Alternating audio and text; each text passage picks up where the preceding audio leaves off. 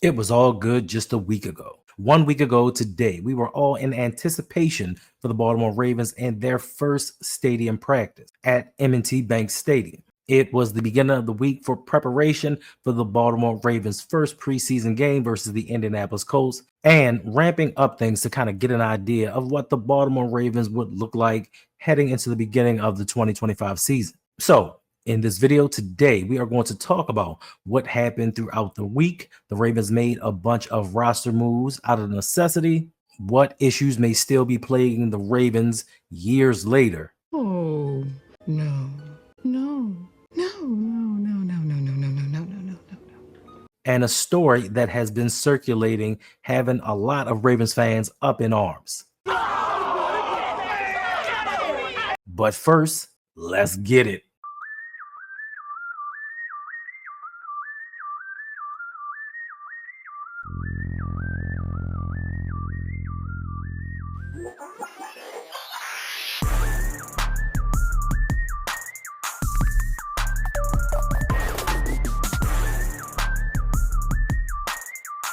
So at the beginning of last week, with the Ravens having a strong practice at M&T Bank Stadium, a Monday practice without Lamar Jackson, and then they moved on to Thursday, playing their first preseason game in 2025. Keaton Mitchell was electric. Rasheen Ali flashed potential to possibly keep him on this roster for the season.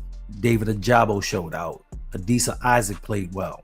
Mike Green gave us a glimpse into the future on what the Baltimore Ravens can expect from him. And even Jalen Armour-Davis played well. But this game did not come without consequences. Baltimore lost one of its cornerbacks in Bilal Coney, going down with a season-ending knee injury, further exacerbating what's been going on with this cornerback room all off-season long, with guys in the defensive backfield getting nicked up all season, not knowing what really to expect out of JAD for a full season, and Jair Alexander being in and out of the lineup during practice. The Ravens wanted to keep as many cornerbacks as possible. So the team went out and signed cornerback MJ Devonshire to replace Bilal Coney, hoping to provide some depth to this team. But then on Saturday, we had another issue. The other 6th-round pick, cornerback Roger Longerbeam, has been placed on IR. So both our 6th-round rookie cornerbacks are lost for the season. And you just get that feeling that sometimes when it rains, it pours. The Ravens have, for the last several years, been very fortunate when it comes to the health of this team. This is why we've always said, go all in, do what you can now, because you never know when key pieces may be out of the lineup. And heading into the second week of the preseason, the Ravens' depth is being tested. The Ravens had a good practice on Saturday. Lamar showed out, but he got picked a few times. Sometimes the receivers ran the wrong routes. It's been a bunch of miscommunications, but overall, the offense has been performing well in practice. The defense has been dominating because this time of the year, defenses are always going to be far ahead of the offenses. And it's kind of a game of catch up to where the offenses can kind of get down those nuanced issues that plague them for the offense coming together and getting on the same page for most of the plays. Then we head to today, which is the 14th day of practice for the Baltimore Ravens. Keaton Mitchell was out, DeAndre Hopkins didn't practice, and Kyle Hamilton missed his 4th straight practice in a row. Now, they say with Kyle Hamilton, there's nothing really serious. It's just a bunch of camp fatigue. They don't want anything to get exacerbated and have his injury become any worse. They didn't specify exactly what's going on. They just said it's just some camp stuff. Hopefully Kyle is going to be healthy for the start of the regular season because we need him defensively if the Ravens are going to do anything to make their way to their first championship since 2012. Jair Alexander didn't practice again, but TJ Tampa returned to practice after missing it yesterday. Now, even with all of these injuries, these guys not playing, these guys just being banged up, nothing really serious, the most concerning issue for camp is still the pre-snap penalties. The Ravens started today with 2 of the first 3 snaps on offense being penalties. One by Roger Rosengarten, one by Ronnie Stanley. I know that the fans are getting tired of this, and it seems like John Harbaugh is as well, because he kicked the entire starting offensive line off of the field and brought in the second group. Too many years have passed where the Ravens are having these pre-snap penalties, this lack of discipline on offense, just not getting it down. And I'm not saying that it's an easy task. I'm not saying that this is something that doesn't happen with other teams. But when you get to a certain point, you hear the snap count, you know the snap count. You should not be jumping off sides before the ball is snapped. I know you don't want to get beat by the man in front of you. Pause. But when you practice poorly, sometimes it trickles down into the season and you end up playing poorly. Bad habits sometimes produce bad production. So hopefully the Baltimore Ravens can get this together. And I get that there are new pieces here. They are shuffling out and doing different types of lineups, and they're playing with people that aren't used to playing with one another. But still, if I say the snap counts on 3, guess what? You go on 3. I don't care who's in the game. The Ravens are trying to get down who's going to play, who's going to be in rotation, who can be depended on when needed. But first and foremost, the Ravens have to get this health thing down. Now, with Keaton Mitchell sitting out and Derrick Henry and Justice Hill really not playing much during the preseason, the Ravens have signed running back Myles Haskin, with them also signing running back D'Ernest Johnson last week. And Johnson had a pretty solid game during the Indianapolis Colts, but I don't see either one of these guys making the team. They're just camp bodies because they don't want to put the wear and tear on their starters. And Keaton Mitchell, as I've said in videos before, we don't want to overutilize him. We don't need him getting banged up during this part of the season. Hold him out into the playoffs, slowly ramp up his carries in the beginning of the season towards the end, then unleash him in the playoffs, because that is when I think we're going to need him the most. So hopefully there will be no more serious injuries with the Ravens going forward. We are less than a week away from their second preseason game when the Ravens travel down to Dallas to take on them Cowboys. How about them Cowboys? Yeah! Before you know it, the opening game will be here, and the Ravens have a lot of small, minute things that they have to get together. And it all begins with practice. Practice makes perfect. Nobody is going to play perfect, but you want to be as perfect as you can. You want to put forth the best effort that you possibly can, and it all starts in practice. So hopefully the Ravens can get these little things out the way so we can be the team that we all know they can be. And I don't know about you, but I know what I want this team to be. And some of the things I may think are wrong, whether it is right, whether it's wrong, whether you agree, whether you disagree, there are certain things that I don't agree with. And I'm not a general manager, never claimed to be, never said I was smarter than one. But if you just look at certain things, it makes you wonder why. And a story came out yesterday that's been circulating around Twitter, and things are starting to make a little more sense. Now, if you watch the game versus the Indianapolis Colts, you saw Daniel Faalele get steamrolled, and that play was not pretty. Faalele has a lot of defenders out there saying that he's good, he's this, he's that, he's a Pro Bowl alternate. Yeah, and I'm not even going to lie to you. He did pretty well last season, even though it was his first season playing guard. He does not have the body or the temperament to be a guard, but they threw him in there, and he did the best that he could. Now, his best was not always good enough. I did my best, but I guess my best wasn't good enough.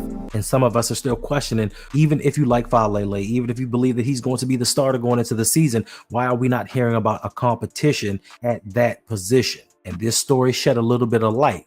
Now, back in 2016, the University of Michigan held a satellite camp in Australia. And guess who was at that camp? Daniel Faalele. And guess who was the head coach at Michigan? Jim Harbaugh. So things are starting to become a little bit clearer. Things are starting to make a little more sense. And this nepotism that has gone on with this organization, once I actually sat down and thought about it, has been killing this team. We could not for the life of us grasp, why is this guy in here? And why are they not bringing in anybody? Why have we not heard about a competition? Because we all know John Harbaugh is loyal to his people. And me personally, I'm all for loyalty. I am loyal to my friends and family to a fault. But there comes a time sometimes when that loyalty goes a little bit too far. This explains why the Ravens drafted David Ojabo in the second round, even after being injured. This tells us why the Ravens drafted Ben Mason in the 5th round when we did not need a fullback, because he went to Michigan and Jim Harbaugh was his coach. But this nepotism is starting to implode this team from the inside. Now, yes, Daniel Faalele is not terrible, but he's not great. He's not even really good. And people will defend him to the end saying it was one play, but it's never one play. When you guys look at things, you look at things in a vacuum. We look at things holistically all throughout. When we say this guy did not perform well, we're not speaking about one play. We're not speaking about one game. We're speaking about what they've shown over their career. And this is not the first time that Faalele has been looking up from the ground or played poorly. He's had spots where he's played extremely well, but he's had spots where he looked like he didn't belong on the field. And if he is not the best option, you play somebody else. But John Harbaugh is not going to do that. He has done this throughout his entire career. And some of these things, I'm not blaming Harbaugh for everything that's gone wrong with the Ravens, but some of these things are the reasons that the Ravens have not been to where we all believe they should have over the last 7 years. With his nepotism and his keeping it all in the family type vibe, Those were the days. And you knew when you were there. the Ravens have been robbed of some future greatness. If it had not been for John Harbaugh sticking with his guys, sticking with the people close to him and his brother, think about what the Ravens could have had on this team. And I get other coaches and their coaching trees, they promote from within, but others, when they see that things are not working, they go out and get a particular guy with a specific skill set to help people advance. Are a very particular set of skills. Skills I've acquired over a very long career. Skills that make me a nightmare for people like you. John Harbaugh's nepotism defensively has gotten us Zach Orr. Is he going to be better in year 2? I believe so. It got us Mike McDonald, who was amazing in year 2, but it also brought us Wink Martindale and Dean Pease. Now, the Ravens weren't particularly bad, but there are some guys out there that were better offensively.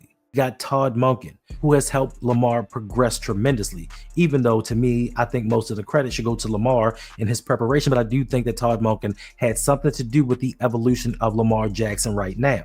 But we think about the years that we spent with Greg Roman. Yes, Lamar won a unanimous MVP with Greg Roman, but think about it. If you look at the way the team was constructed, they did not believe that he was a passer. So they did not do a lot to help him. They sort of stunted his growth a little bit as a passer. And then with the offensive line they brought around him, they took 2 years away from him because he got hurt because this offensive line could not protect. And let's not forget Marty Morningwig and Mark Trestman, which was a whole mess in itself.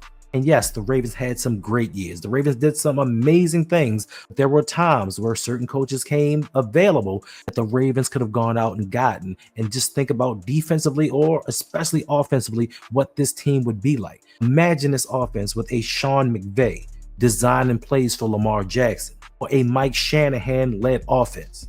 What would Lamar look like? How much further in his progression would he be right now if one of those two guys were his offensive coordinator 5 years ago? Defensively, Baltimore's had some great defenses, but in the turnover department, there are some times where the Ravens have been lacking. Imagine what this defense would look like being led by D'Amico Ryans or Brian Flores, who made Minnesota at times look like you couldn't even move the ball on them with a lot less talent than Baltimore has.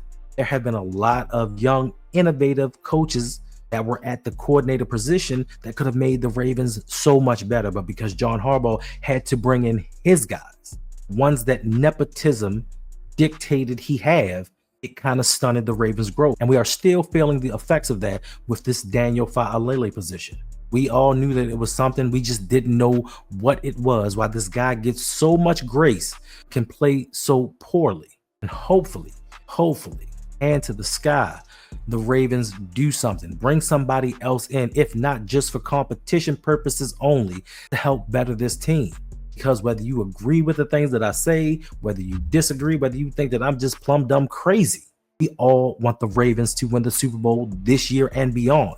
And we can't keep going through the same things. We can't keep having the same issues. We can't keep leaving the playoffs the exact same way and then come back and do the very same thing the next year. That is the definition of insanity. And to me, I think the gentlemen that are running the Ravens, that are part of the Ravens' success, are not insane. So why continue doing the same thing? That is the only question I have to ask them. And an even better question is, when is it going to end?